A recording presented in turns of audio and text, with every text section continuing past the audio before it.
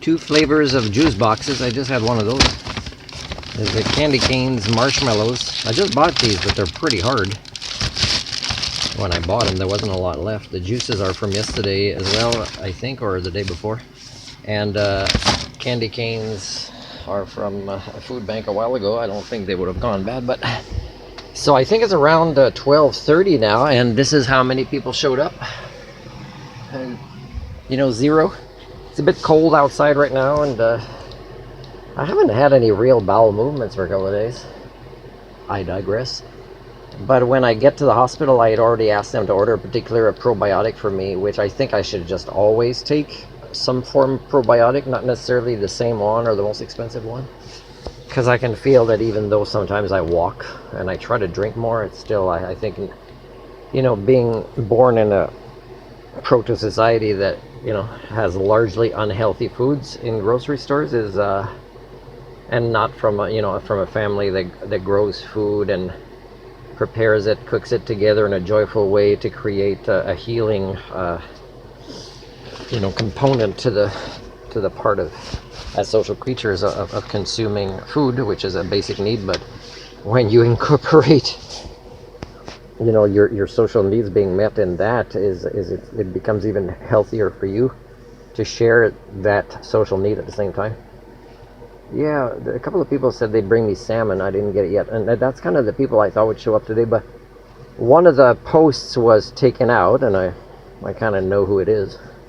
Somebody, I think, has secretly suggested I share it there, or maybe didn't let the other person know that they accepted me in that group. There's a few groups from this community, but even the one that my post is still in, which was down low, even though things up high had expired already for those events, is, you know, like people didn't really, it was like 2,200 members, whatever, and yeah, so that's one of the red flags. So if the person here that I didn't answer the last message that she sent is, it's not a personal thing, it's just the way it is here right now with, well, of course, it's, you know, it's like, for example, I don't know if she knows, or it's the boss of housing that decided of the I don't know who, but I can tell you that nobody's talking to me directly.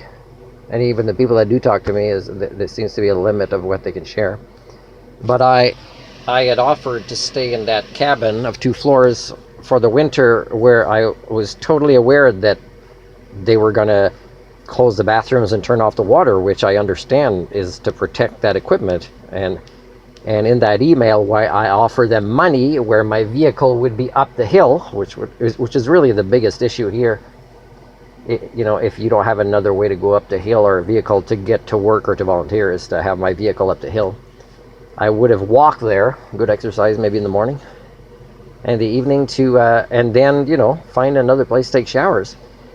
And then I would have bought a porta potty and had my big 18-liter water bottle where I could finally use the where is it?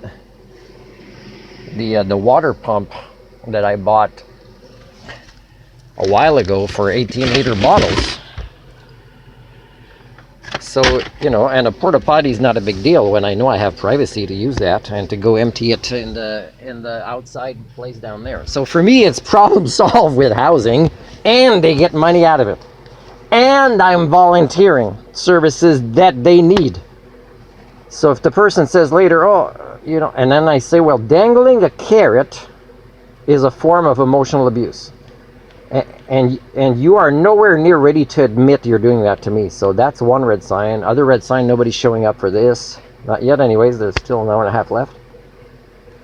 In the meantime, I finished cleaning one of the bathroom and toilets, and then the other one is left, but it's pretty close to being clean already. And then, yeah, there's not a lot left, and I already started clearing out the back. I did need to wash the mats that are on the ground for that mess of hot chocolate that I spilled one time that also had a mint tea bag in it, I forgot.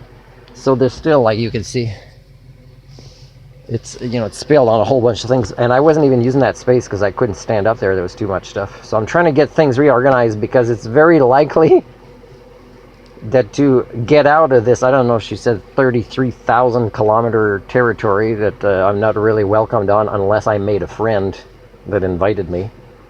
And with everything I give back, I didn't make a friend. Like I pointed out when I was helping the wedding set up the table, washing all the bird poop. It took me a while, man, before that wedding. And how when I show up, you know, nobody talks to me. Nobody even knows how much I helped. And if they did, nobody said thanks. I mentioned a few times at the school, hey, did you guys notice I wrote my name to staff from Martin, because we already had an issue a couple of times I was there where there's no cream to put in the coffee, or it's somebody else's and I don't have the permission to touch it. I did that on a day I wasn't even working. Nobody said thank you for this. Another red flag. So yeah, no, I mean, no, there's dangling of carrots, there's cliques in the community. But the thing is like if they say I take somebody else's job, well, first of all, nobody can do what I do, and I'm doing it for free. And a lot of what I do is to help people find work. Like if they exercise with me, do support groups, do some of the training at the adult center, preparing them for employment. These are all arguments of things that's documented that are my skill sets that I want to offer. And they say I have to apply, make sure nobody... Well, they don't want to create the job where they make a profit of me renting here, where I help them, and this proves their argument wrong. Yeah, so, and again, this is not limited to here. This is not an attack on any particular culture. I've documented for years, every culture of the world is not able to self-correct, and this data was so conclusive that it's like, this is a species-wide issue. I can no longer believe in humanism. So sometimes I still share documents where I wrote ecocentric humanism, but I don't mention it in, you know, what I say now, but I'd have to rewrite those arguments. So, but I did explain in some places where I don't believe in humanism. I also don't believe in science anymore, but not science as a concept or the scientific principle.